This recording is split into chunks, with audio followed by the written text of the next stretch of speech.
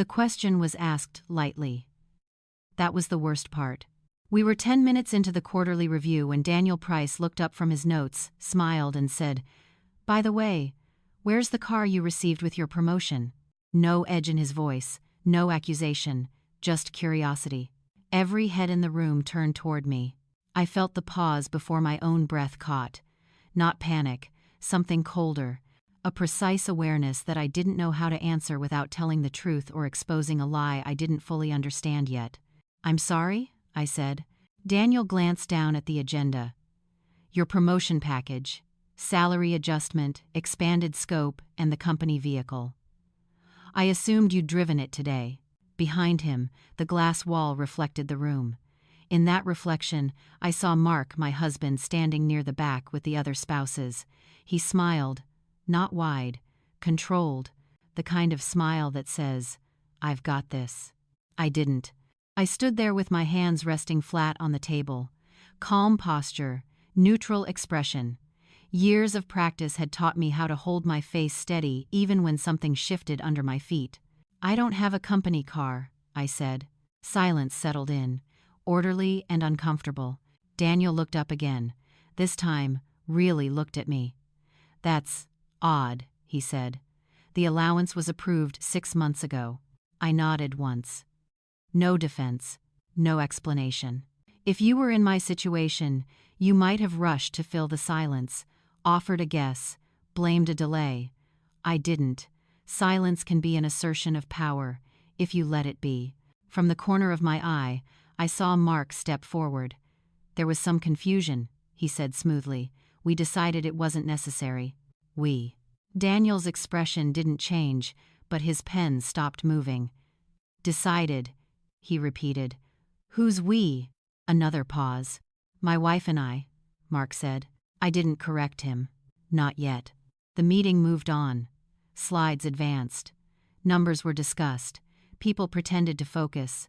But something had already cracked open. I could feel it in the way Daniel avoided my eyes, in the way my colleagues glanced at me when they thought I wasn't looking. When it ended, Daniel asked me to stay back. Mark drifted closer, his hand hovering near my elbow like a claim. "It's fine," he murmured. "I'll explain everything at home." I stepped away from his hand. A small movement. Deliberate. Daniel closed the door once the room cleared. The click echoed. "I'm not accusing anyone," he said carefully. "But I need clarity. The company issued funds. There's a record." "I understand," I said. "Do you have access to the documentation?" "I will," I said. That was true, even if I didn't yet know how. When I walked out of the building, Mark was already beside me. "You didn't need to embarrass me," he said, voice low, measured for the parking lot. I stopped walking. "I answered a question," I said. He studied my face, as if checking for cracks. "We'll talk later." I nodded. Not agreement. Acknowledgement. That night, I lay awake listening to the house settle. The refrigerator clicked on and off. Mark slept easily beside me. I stared at the ceiling and replayed the moment in the conference room, not the question, but the assumption behind it. The car had existed. On paper. In accounts. In someone else's control. I reached for my phone and opened my email. 6 months back. Then a year. I searched for keywords. Allowance. Transfer. Authorization. Nothing came up. That was the first real signal. Not anger. Not betrayal. Just absence. And absence, I was beginning to understand, is a form of evidence. Before we begin, if quiet strength, hidden betrayals, and the moment a woman finally sees clearly speak to you, you're in the right place. If this story holds your attention, feel free to like the video and subscribe. And if you're listening right now, tell me in the comments which city you're tuning in from.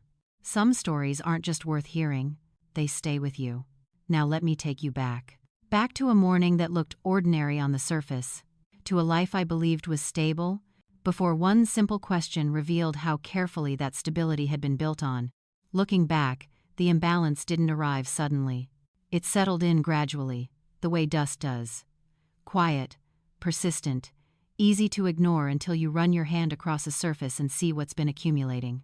5 years earlier, Mark and I had agreed jointly, or so I thought that he would handle our finances. He worked in consulting. He liked spreadsheets.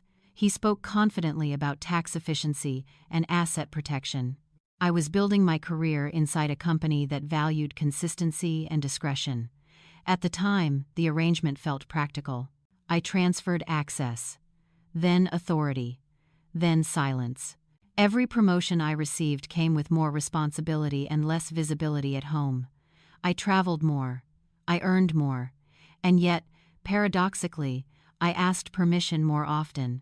If you were in my position, you might recognize the pattern. It doesn't look abusive. There are no raised voices, no slammed doors, just a steady narrowing of options disguised as care. Mark framed everything as protection. You don't need to worry about this. I've already taken care of it. Trust me. And I did. Repeatedly. His mother, Linda, reinforced the dynamic without ever raising her voice. She visited often, sat at the kitchen table with perfect posture and observational eyes. When money came up, she'd smile faintly and say, "It's such a relief when one person keeps things organized." That person was never me. I noticed things, of course. I noticed when my paycheck stopped landing in the joint account and started routing elsewhere temporarily. I noticed when financial documents arrived and were quietly removed before I could read them. When I asked, Mark would summarize instead of showing me. His summaries were always reassuring. Nothing unusual. You wouldn't be interested. It's already resolved. My silence wasn't virtue. It was strategy. I told myself that stability required restraint. That pushing too hard would make me seem ungrateful. Difficult. I'd worked too long to be taken seriously at work to risk being dismissed at home as emotional or suspicious. At the office, I was trusted, given authority, evaluated on outcomes. At home, I was managed. 3 years into the marriage, I asked for full access to our accounts, not confrontationally, casually. Mark laughed, like I'd made a joke. "Why now?" he asked. "Because I'd like to know," I said. He kissed my forehead. "You know I'd tell you if there was a problem." That was the end of the conversation. From then on, my requests were met with patience instead of resistance. That was almost worse. Patience implies superiority, like waiting for a child to lose interest. Linda once said, over tea, "Some marriages work better when roles are clear." I didn't argue. I filed the sentence away. At work, I kept rising. The promotion Daniel referenced wasn't luck. It was the result of documented performance, expanded scope, and measurable results. The compensation package had been explained clearly. I remembered signing something, or at least, I remembered being told I had. But at home, nothing changed. No discussion, no acknowledgement. When I asked about the practical details, Mark said, "We'll talk later." Later never came. If you had asked me then whether I suspected betrayal, I would have said no. Betrayal implies intent. I assumed miscommunication, delay, administrative friction. I gave everyone the benefit of time. That was my mistake. Power doesn't always announce itself. Sometimes it waits for permission. I had given mine slowly, repeatedly, without noticing the cost. By the time Daniel asked his question, the structure had already been built. Accounts controlled, narratives rehearsed, authority redistributed without documentation I could easily access. What unsettled me most wasn't the missing car. It was the realization that my professional identity and my private reality no longer matched. At work, I signed off on budgets larger than my household's annual income. I reviewed contracts. I understood liability, compliance, and audit trails. At home, I accepted summaries. That contradiction had been sitting quietly for years. The night after the meeting, lying beside Mark's steady breathing, I didn't feel anger. I felt clarity beginning to form not as a conclusion, but as a question I could no longer avoid. How many decisions had been made in my name without my consent? And more importantly, how long had everyone assumed I wouldn't notice? The trigger wasn't dramatic. It rarely is. 2 days after the meeting, Mark sent me a text while I was at work. "We should talk tonight. Mom thinks things are getting blown out of proportion." That was the first signal. Not what he said, but who he cited. Linda didn't involve herself unless there was risk. Reputation. Control. Exposure. I replied with a single word. Okay. That afternoon, Daniel's assistant forwarded me a calendar invite, compensation review follow-up. No agenda attached, no commentary, just a time and a room. If you were in my position, you might have felt dread. I didn't. Dread requires uncertainty. What I felt was alignment. Two conversations converging. That rarely happens by accident. At home, dinner was already on the table when I arrived. Mark stood, kissed my cheek, and pulled out my chair. Linda sat across from my usual seat, hands folded, expression neutral. I didn't realize this was a meeting, I said. It's not, Linda replied gently. It's just family. Mark sat beside me, too close. They spoke in turns, seamlessly. Mark explained that the allowance had been reallocated to reduce tax exposure. Linda added that these things were complicated and best left to professionals. They both emphasized intent. No one mentioned consent. I listened. I ate. I nodded once or twice where acknowledgement was required. Then I asked a simple question. Which account is the allowance deposited into? Mark didn't answer immediately. Linda looked at him, then back at me. Why does that matter? She asked. It matters, I said, because it's compensation tied to my employment. It has never buddies. Mark smiled, the same controlled smile from the conference room. It's in a holding account. Under whose name? Another pause. If you've ever watched someone recalibrate mid-conversation, you'll recognize the moment Mark shifted strategies. You're making this sound adversarial, he said. There's no problem here unless you create one. Linda nodded. Exactly. We don't want to involve outsiders unnecessarily. Outsiders. That word stayed with me. I didn't push further. Not because I was convinced, but because I'd learned something more valuable than an answer. They were afraid of documentation. The next morning, I attended the follow-up with Daniel and HR. A representative from finance joined us. She spoke carefully, choosing words that could be transcribed without revision. We noticed a discrepancy, she said. The vehicle allowance has been dispersed consistently. We don't have a record of the asset being assigned. Daniel looked at me. Have you received the funds directly? No, I said. Have you authorized a third party to receive them on your behalf? I haven't authorized anything in writing. The finance representative nodded. That helps. She slid a printed transaction record across the table. Dates, amounts, account number partially redacted. The deposits were real, regular, methodical. Do you recognize this account? She asked. I don't, I said, and I meant it. There was no accusation in the room, just process. After the meeting, I requested copies of my employment agreements and compensation addendums. HR complied without hesitation. Transparency was standard. At work, no one acted like I was being difficult. At home, I was. That evening, Mark was tense.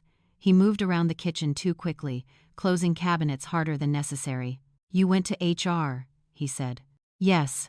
You didn't tell me. I didn't need permission. Linda called midway through dinner. Mark put her on speaker without asking. She's concerned, he said. I'm concerned too, Linda added calmly. You're inviting scrutiny where it isn't needed. I'm responding to scrutiny, I said. It already exists. Silence followed. Not the comfortable kind. You're misunderstanding how these things work, Mark said finally. You're reacting emotionally. I met his eyes. I'm reacting procedurally. That was when the pressure escalated. Over the next few days, I received messages framed as care, suggestions to take a step back, to trust the system Mark had put in place, to avoid making things public. Every message carried the same implication: compliance would restore peace. But peace, I was learning, had been purchased with my consent and then renewed without it. The trigger wasn't the missing car. It was the coordinated insistence that I stop asking. And once I saw that coordination, I understood something else. This wasn't confusion. It was management. The shift didn't happen in a conversation. It happened in silence. I stopped explaining myself. That was the first change Mark noticed. Not my questions, but their absence. I no longer asked where documents were. I didn't follow up on vague assurances. I didn't correct his summaries. I listened, nodded, and moved on. Silence unsettles people who rely on narrative control. At work, I requested a complete copy of my personnel file. The request was routine, documented, no emotion attached. I also asked finance for a formal breakdown of all compensation tied to my role over the last 3 years, including any third-party disbursements. They sent everything within 48 hours. At home, I purchased a small lockbox and placed it in my closet. Mark noticed immediately. "What's that for?" he asked. "Documents," I said. "Which documents?" "Mine." That was the entire exchange. If you were watching us from the outside, you might have thought nothing had changed. We still ate dinner together, still discussed schedules, still appeared aligned, but the current had reversed. I began reconstructing my financial history the way I would approach an audit. Chronologically, without assumptions, I pulled credit reports from all 3 bureaus. I reviewed tax filings. I compared payroll deposits against household accounts. Patterns emerged quickly. Accounts I didn't recognize. Authorizations I hadn't signed. My name used consistently, cleanly, and without my involvement. The most striking part wasn't the theft. It was the confidence. Whoever had done this assumed I would never check, or that if I did, I wouldn't act. One evening, Mark mentioned casually that he'd spoken with an attorney just to understand exposure. "Exposure to what?" I asked. He paused. "To conflict." I nodded. "That makes sense. Thanks." "I'm 7910. He studied my face, waiting for something. Anger, fear, negotiation. I gave him nothing. That night, I drafted a timeline. Dates, transactions, discrepancies. I didn't label it an accusation. I labeled it personal records review. Language matters. The next morning, I opened a new checking account in my own name. I redirected my salary. I notified payroll in writing. No drama, just procedure. When Mark noticed the change, his reaction was immediate. "You should have told me," he said. "I informed the appropriate parties," I replied. "That's not the same thing." "It is," I said, "for finances." Linda arrived that afternoon unannounced. She sat across from me at the kitchen table, the same posture she always used when asserting authority. "This doesn't need to escalate," she said. "Families resolve things internally." "I'm not escalating," I said. "I'm clarifying." She smiled thinly. "You're risking a lot over a misunderstanding." I met her gaze. "Misunderstandings don't require forged signatures." The word landed, carefully chosen, impossible to ignore. Mark's head snapped toward me. "What are you talking about?" "I'm talking about records," I said. "They're very clear." Linda stood. "I think we should pause this conversation." "I agree," I said. "I've already said everything I needed to." From that moment on, the power dynamic shifted. Not because I confronted them loudly, but because I stopped participating in their framework. I didn't threaten legal action. I didn't demand explanations.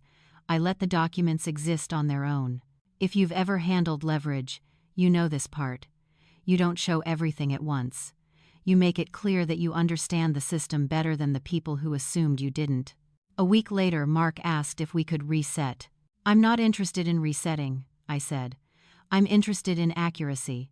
He asked what I wanted. "I want my name removed from any account I didn't open," I said. "I want copies of any document bearing my signature, and I want communication in writing." "That's extreme," he said. "It's standard," I replied. The turning point wasn't emotional. There were no raised voices, no ultimatums. There was simply a transfer of authority from assumption to evidence, from narrative to record. And once that transfer occurs, there's no going back to how things were. The collapse didn't come from confrontation, it came from exposure.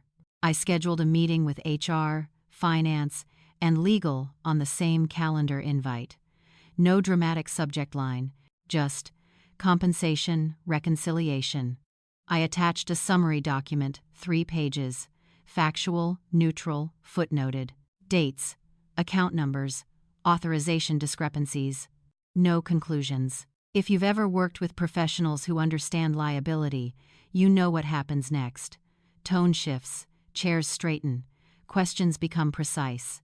The legal counsel asked the first one, "Can you confirm that this signature is not yours?" I looked at the document on the screen. My name was there. The handwriting was practiced, confident. "It isn't," I said. "Have you ever granted power of attorney to your spouse?" she asked. "No." "Have you authorized verbal control of compensation disbursement?" "No." The room was quiet again, but this time it wasn't awkward. It was focused. Finance walked through the transaction trail. The allowance funds had been deposited into a consulting account Mark controlled. From there, they were reallocated, some to household expenses, some to investments I'd never been told about. None of it had my written consent. "We'll need to initiate an internal review," legal said, "and we'll notify compliance." I nodded. "That's appropriate." There was no satisfaction in the moment, just alignment. The system was doing what it was designed to do. That afternoon, Mark called me 7 times. I didn't answer. When he finally left a voicemail, his tone had changed. "We need to talk," he said. "This is getting serious." It had been serious for years. It was only getting visible now. The next day, compliance sent a formal notice. Account freezes, document requests, a requirement for explanation, everything in writing. When Mark came home that evening, he looked smaller, not defeated, just uncertain. "You blindsided me," he said. "I documented reality," I replied. Linda called shortly after. Her voice was tight, controlled with effort. "This didn't need to be public," she said. "It isn't public," I said. "It's procedural. You've embarrassed the family." "I've protected myself." She exhaled sharply. "What do you want?" That question had always been asked as leverage, as if desire implied compromise. "I want my financial identity separated," I said, immediately. Mark tried one last angle. "We can fix this quietly. Reverse the transfers. Close the account. No one has to know." "That's not how compliance works," I said. "And you know that." The truth had removed their options. There was no villain speech, no shouting, just a narrowing corridor where only facts could move forward. 2 weeks later, HR informed me that the company would reissue the allowance directly and pursue reimbursement through appropriate channels. They thanked me for my professionalism. At home, the atmosphere shifted from control to damage management. Mark stopped instructing.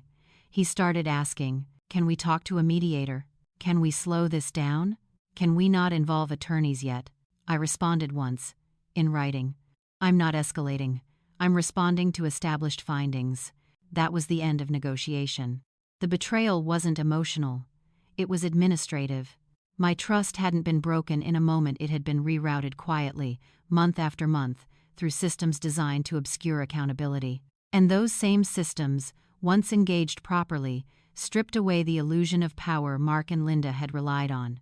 If you're ever in a situation where truth feels heavy, remember this: evidence doesn't argue, it waits. And when it's time, it speaks with authority no narrative can override. Once the findings were formalized, the tone around me changed. Not abruptly, gradually. Like people realizing the conversation they were trying to steer had already reached its destination. Mark asked to meet, just to clear the air. He suggested coffee, neutral ground, as if geography could reset facts. I agreed, on the condition that anything discussed would be followed up in writing. That condition annoyed him more than the investigation itself. At the cafe, he spoke carefully. Apologetic without admitting liability. He framed everything as misjudgment, poor communication, stress. "I never meant to hurt you," he said. "I'm not discussing intent," I replied. "I'm addressing impact." He suggested joint counseling, financial mediation, a temporary pause in proceedings. I declined each one calmly. "I'm not interested in calming the situation," I said. "I'm interested in closing it correctly." That word, correctly, ended the conversation. Linda reached out next, through an email written as if it might one day be read aloud. She urged discretion, unity, privacy. She emphasized how these matters reflect on families, not individuals. I responded with 3 sentences. This is no longer a family issue. It is a financial and legal matter. Please direct further communication through counsel. That was the boundary. Clear, unemotional, enforceable. At home, Mark moved through the house cautiously, as if unsure which spaces were still shared. I packed my essentials quietly. Documents, clothing, personal items. I didn't announce my plans. When he noticed the suitcases, he asked, "Is this necessary?" "Yes," I said. He tried once more. "We can still work this out." "I already have," I replied. The consequences weren't dramatic. There were no scenes, no ultimatums shouted across rooms, just access being revoked, accounts separated, authority redistributed back to its rightful owner. Mark struggled most with the loss of control over narrative. He asked what I'd told people. "I told the truth," I said, "only when required." That answer offered no leverage. Refusing to compromise doesn't mean refusing to communicate. It means refusing to dilute facts to preserve comfort. The family's attempts to soften the situation failed because there was nothing left to negotiate. The records were closed, the boundaries were drawn, and for the first time in years, my silence wasn't compliance. It was finality. I left on a Tuesday morning. No announcement. No speech. Just the sound of the door closing behind me and the click of the lock. I returned to the bowl by the entryway. I had already secured a short-term apartment near my office, furnished, quiet, efficient, a place designed for function, not memory. Mark watched from the hallway as I carried the last bag out. "You don't have to do this like this," he said. "This is how I'm doing it," I replied. He followed me to the car. Not angry, uncertain. That was new. "What am I supposed to tell people?" he asked. I opened the trunk, placed the bag inside, closed it carefully. "Tell them the truth," I said. "Or say nothing." Those were his options now. Linda called later that day. I didn't answer. She left a voicemail, her voice strained but controlled, asking me to reconsider. Not for my sake, for the family's. I deleted it without replying. The departure wasn't about punishment. It was about distance. Physical space allows facts to settle without interference. It removes the temptation to negotiate under emotional pressure. If you've ever tried to think clearly while someone is constantly reframing reality around you, you understand why leaving matters. The apartment was quiet. Sunlight through bare windows.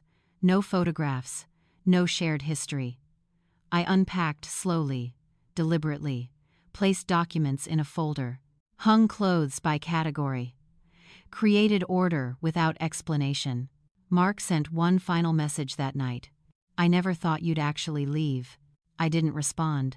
The next day, his tone shifted again, less defensive, almost pleading. "Can we talk? I don't know how to fix this." That was the point.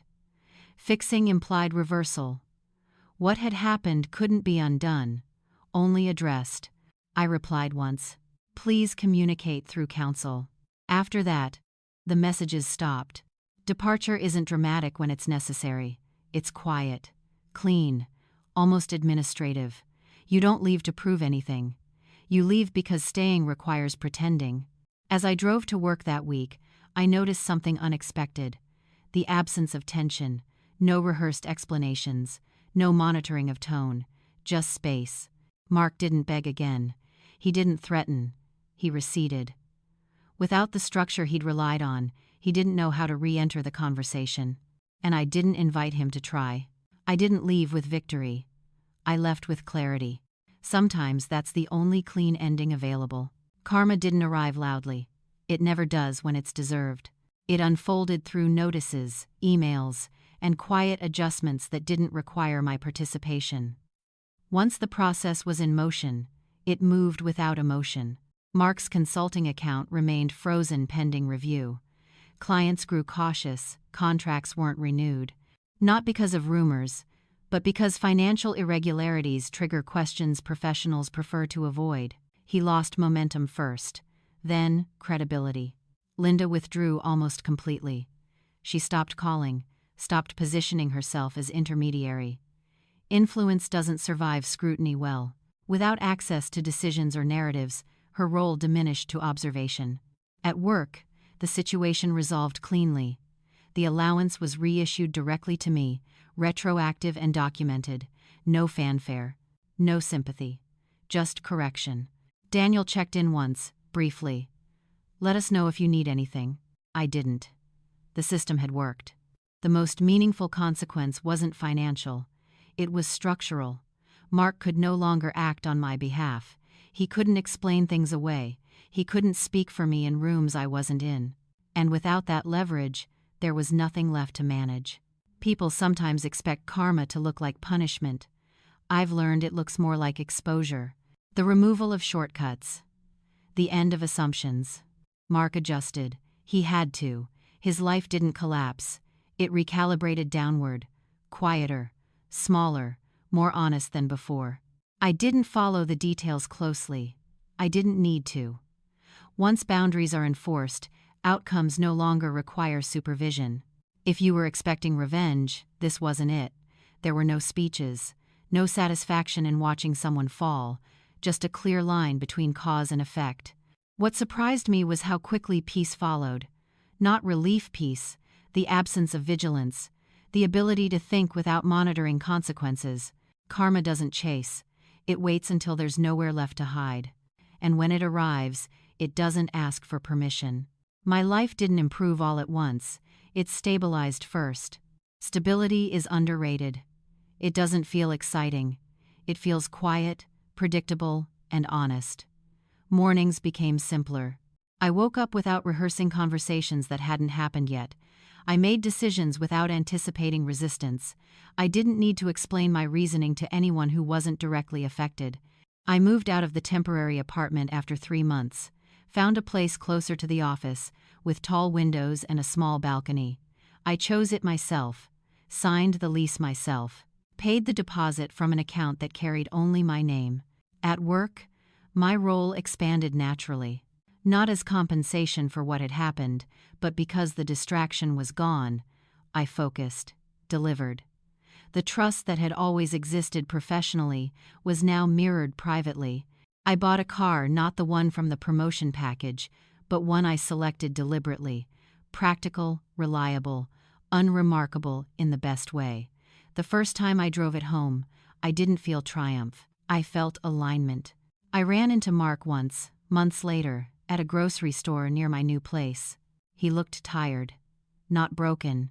Just worn down by reality without buffers. We exchanged nods. No conversation. No tension. As I walked past him, I realized something important. I didn't miss him. What I'd missed before wasn't the person, it was the version of myself that had been muted to accommodate him. That version was gone now.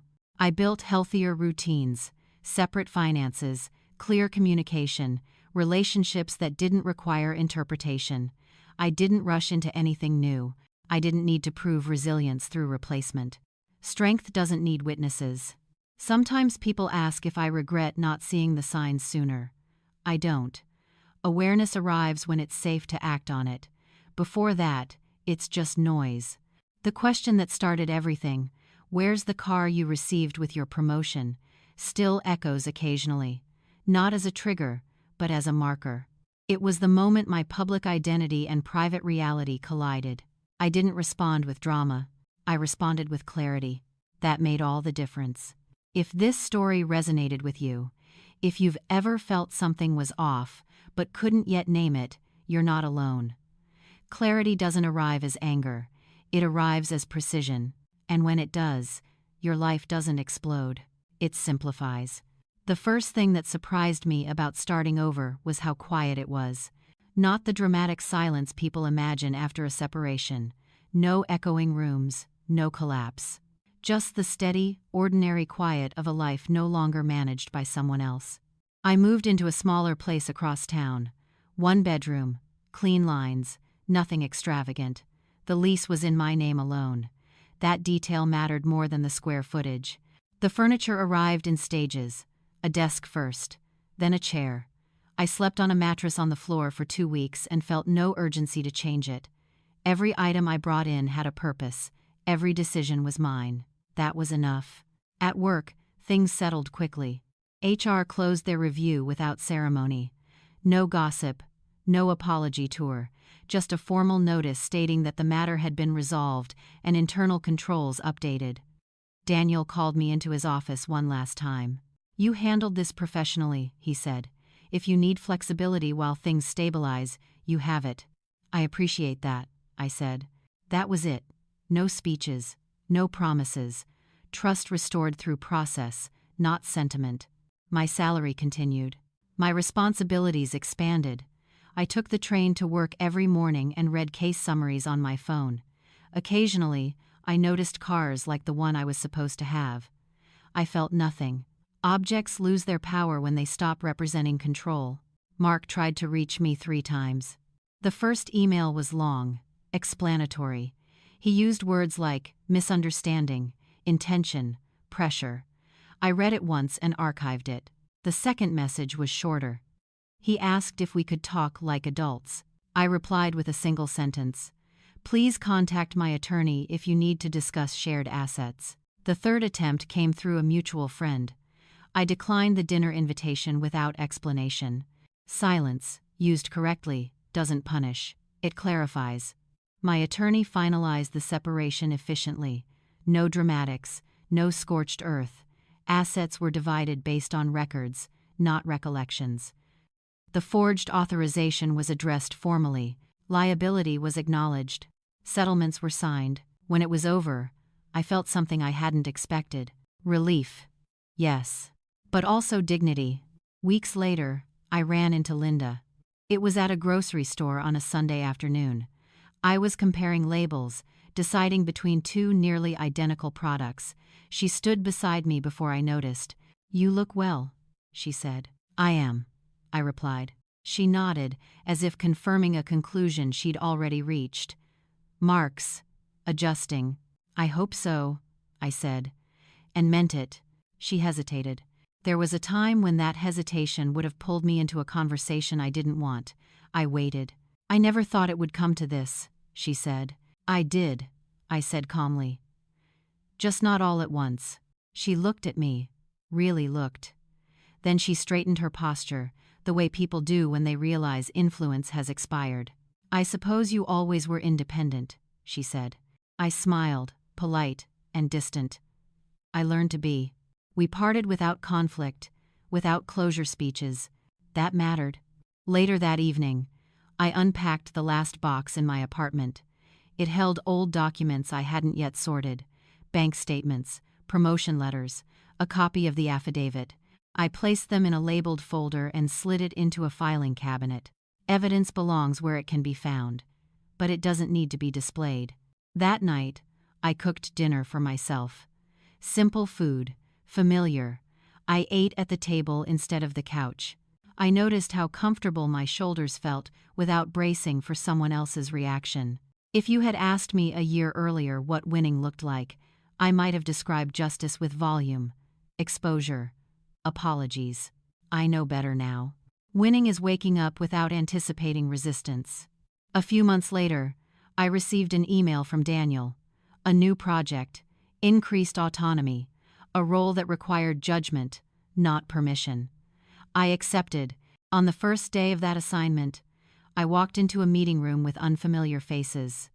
Introductions were exchanged. No one knew my past. No one needed to. During a break, one of the junior analysts asked me how I'd learned to stay so composed under pressure. I considered the question. "Practice," I said, "and documentation." She laughed, not realizing I wasn't joking. On my way home that evening, I passed the building where Mark and I used to live. The lights were on. Different car in the driveway. I didn't slow down. Memory doesn't require revisiting locations. It travels lighter than that. I parked outside my apartment and sat for a moment before going inside. The city hummed around me. Ordinary sounds, ongoing lives. There was no triumph in my chest. No bitterness either. Just steadiness. The kind that comes from knowing that if someone were to ask me a question now, any question, I would be able to answer it myself, clearly, honestly, without checking with anyone first. And if you're listening to this story and something about it resonates, if you've ever felt the ground shift under a question that seemed harmless at the time, know this. Clarity doesn't arrive loudly. It arrives when you stop explaining and start verifying. Thank you for being here. If this story stayed with you, you're welcome to like and subscribe. And if you want, tell me which city you're listening from.